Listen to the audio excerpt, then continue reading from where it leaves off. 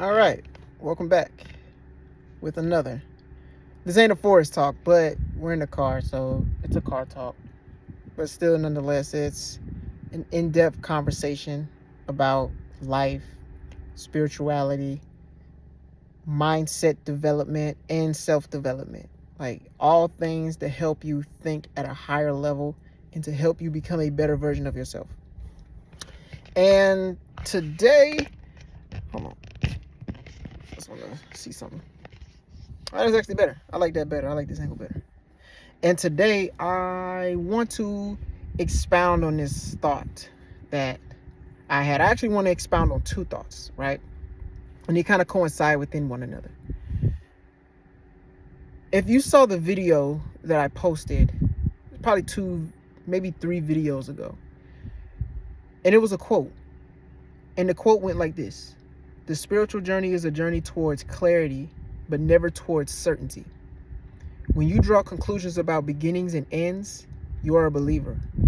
When you accept that you really don't know anything, you become a seeker," right? And I find this so fascinating because I think that life is all about seeking, right? And it's just something that has just been on my mind for the past few days, is that life is just a never-ending, ongoing cycle of just seeking and understanding and evolving. And then there's a repetitive cycle that you continuously go through, and you're continuously becoming a newer, more improved version of yourself. And I feel like some ways that you recognize these growths within you is that certain things just don't match who you are now. Like certain environments that you're in, they just don't match, right? They just don't match. They don't have any correlation between who you've become and the direction that you're heading towards. And so in a sense, I feel like we start off as believers and then we become seekers. And I think that we're about to get back on this range. So I'll expand on this thought a little further later on. I feel like I was getting into a flow. Maybe we have time. Okay. So I feel like that we start off as believers and then we become seekers. But we only become seekers once we realize that we've reached the capacity of thoughts, or we've reached the capacity of belief where we currently stand. At one point I thought, well, and this is just an example, right? I'm not going to give that example. But at one point you thought that maybe a certain position was in your favor, and it did, and it was. And it helped you to achieve certain levels of success, right? It helped you to achieve certain evolutionary periods in your life. And so you reach this point where it's like, okay, this is good, this is great, this has been serving me, but I feel like there's something else. And therefore you become a seeker, because now you're searching for a new belief, or you're searching for something to add on to the belief that you currently have, because everybody believes in something. And in the famous words of Abraham Hicks, thought or a belief is just a thought that you continuously think over and over and over again. So in a sense, believing is just a repetitive cycle of thought, or you're thinking in a circular motion, right?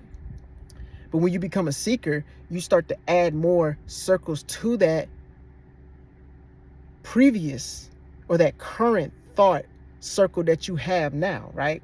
You start to add on to it. And so it's kind of like blockchain, right? Where you have all of these different blocks of information, of stored information, and it becomes a chain, and it becomes something so great and so vast. I feel like that's how our thoughts are. And I feel like that's how our spiritual journey is, that we're constantly seeking and we're constantly creating these beliefs in ourselves. And therefore, we're becoming better and higher versions of ourselves, right? So I just really wanted to speak on that a little bit further. I really wanted to go a little bit deeper into that, because I feel like that was just something that was really sitting on my spirit. And I really wanted to speak about that. And that kind of goes into the next thing that I'm going to talk about as well, which is learning how to occupy your time, right? So I have a couple of points here. What are you doing in the absence of supervision? That was the first thing that came to my mind. What are you doing in the absence of supervision? What are you doing during the times when you are just completely isolated by yourself? What is occupying your time? Whatever you tune into, you turn into. Whatever entertains you, trains you. So the things that we are consuming on a daily basis and during the times that we may not have anything going on or idle time, those are the things that are training our minds and training our thoughts and training our patterns of living. And we don't recognize how it's playing and affecting our lives because it's so embedded within us that we don't recognize it. We don't recognize it, right? So I think it's important to understand how you're utilizing your time in the absence of supervision. And when I say supervision, I mean, what are you doing when somebody else isn't telling you what to do? How are you leading yourself? Do you lead your life on the basis of somebody else telling you what to do? Or are you leading your life based on what it is that you are dictating to yourself, for yourself, right? What do you naturally gravitate towards, right? Whenever you're having this idle time, right? Whenever you're just in a state of just, there's nothing really going on right now, right? What are you doing during this time? How are you utilizing that time, right? What are you doing naturally? What are you naturally gravitating towards, right? Because we consume so much information and so much content on a daily basis that it gets embedded into our subconscious, and then we start to see the things that we are around us. We start to see the things around us that we are viewing or we are consuming on a daily basis, right? So you naturally gravitate towards these things because in some way they resonate with your spirit, and that's based on what you're putting in your subconscious mind, right? It goes from the subconscious mind to the spirit, and therefore it becomes a magnet that attracts more of that likeness to you.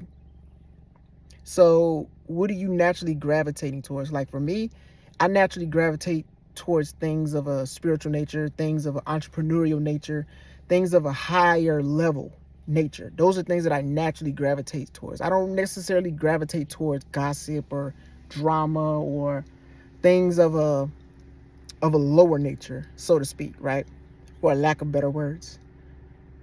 And so that's just something that you have to keep in mind. What are you naturally gravitating towards? How do you spend your idle time? We just talked about that. What are you doing during the times you're idle? We talked about what are you doing when no one's telling you what to do, but what are you doing during the times where there's nothing to do?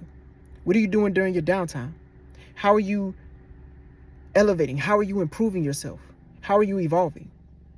This right here, what I'm doing right now is helping me to evolve to the next level because I'm putting myself in position and I'm practicing every single day. Whether I post it or not, it doesn't make a difference. Whether one person sees it or no one sees it, it doesn't make a difference to me because I'm doing this for the purpose of growth, right? I'm doing this for the purpose of what I do all my videos for. It's a thought exercise. I am exercising my thoughts. And a lot of people don't know how to exercise their thoughts. Myron Golden said something so profound.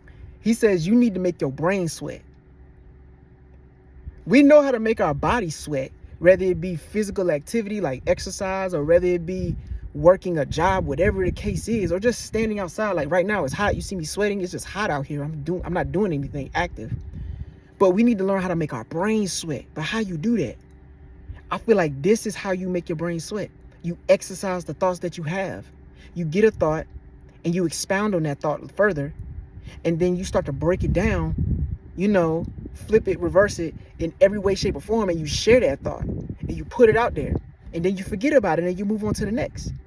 To me, that's the best way to execute. That's the best way to exercise your thoughts. That's the best way to make your brain sweat, right? So how are you spending your idle time? That's another question to ask. And the final point, how are you utilizing your thoughts? What are you believing in? Like I said before, a belief is just a thought that you continuously think over and over again on a continuous cycle, on a continuous loop. So how are you utilizing the thoughts that you currently have right now? How are you utilizing your thinking capacity? What are you putting in your psyche, and how is it being projected out into the world? Right? I thought that these were just some really key points to really focus on, because right now I don't have anything to do right now. Right now it's just some idle time, it's just some downtime, right? We just chilling. We at the range. And I just felt like this was something I had to do, because I was literally looking at my notes. I was just going over a couple of things, and I was like, learn to occupy your time. You know what? This is something to really talk about. And like I said before, that other quote was really on my heart too as well. So I really wanted to get on here and just share in what it is that was on my mind.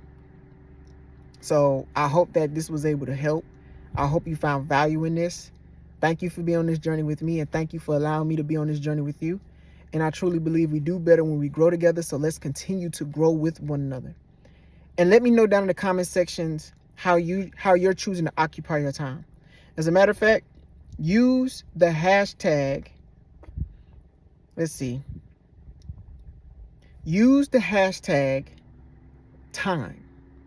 Occupy time. Use the hashtag occupy time and let me know, how are you utilizing your time today? And also let me know if you are a believer or are you a seeker. Which one of these resonates with you more? Let me know down in the comment sections. And as always, you're appreciated. I thank you so much. And yeah, until the next one. Peace.